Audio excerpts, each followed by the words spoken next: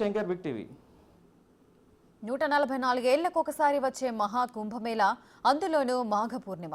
దీంతో ప్రయాగ్రాజ్కు భక్తులు పోటెత్తారు. దీంతో త్రివేణి సంగమం కిక్కిరిసిపోయింది. ఘాట్ల వద్ద జనం తాకిడి విపరీతంగా పెరిగింది. ఈ ఒక్కరోజే 1 కోటి మందికి పైగా పుణ్యస్నానాలు ఆచరించారు భక్తులు.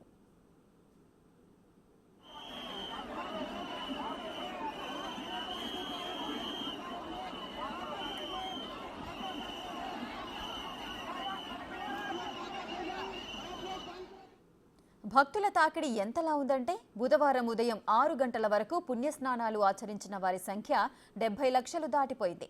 ఇక ఇప్పటి వరకు కుంభమేళాలో పుణ్యస్నానాలు చేసిన వారి సంఖ్య 46 కోట్లు దాటిపోయింది.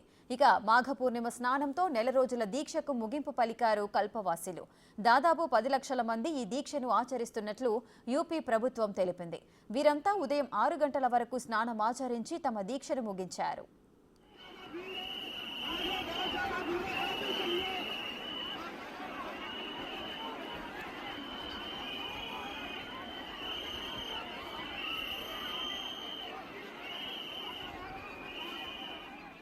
మాఘ పూర్ణిమ సందర్భంగా స్నానమాచరించడానికి వచ్చిన భక్తులపై పూలవర్షం కురిపించింది యూపీ సర్కార్.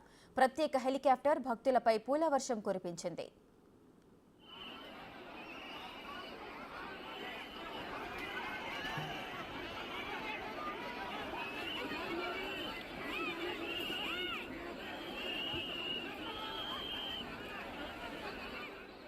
పుణ్యస్నానాలు చేసేందుకు వచ్చే భక్తుల కోసం భారీగా ఏర్పాట్లు చేసింది యూపీ ప్రభుత్వం.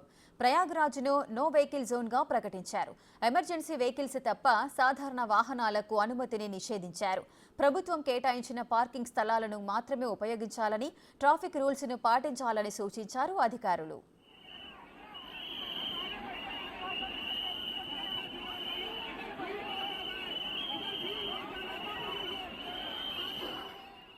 ఇక పరిస్థితిని ఎప్పటికప్పుడు స్వయంగా సమీక్షించారు యూపీ సీఎం యోగి ఆదిత్యనాథ్. తన కార్యాలయం నుంచే ఎప్పటికప్పుడు పరిస్థితిని సమీక్షించారు.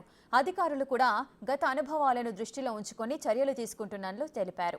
అయితే ప్రయాగ్రాజ్లో కొన్ని చోట్ల ఎక్కువ ధరలకు వస్తువులు అమ్ముతున్నట్టు ఆరోపణలు రావడంతో అధికారులు వ్యాపారస్తులకు వార్నింగ్ ఇచ్చారు. అలాంటి వారిపై చట్టపరమైన చర్యలు తీసుకుంటామని తెలిపారు. ఓవరాల్గా చూస్తే మాఘ పూర్ణిమ ప్రత్యేక పుణ్యస్నానాలు విజయవంతంగా ముగిసినట్టే అని చెప్పాలి.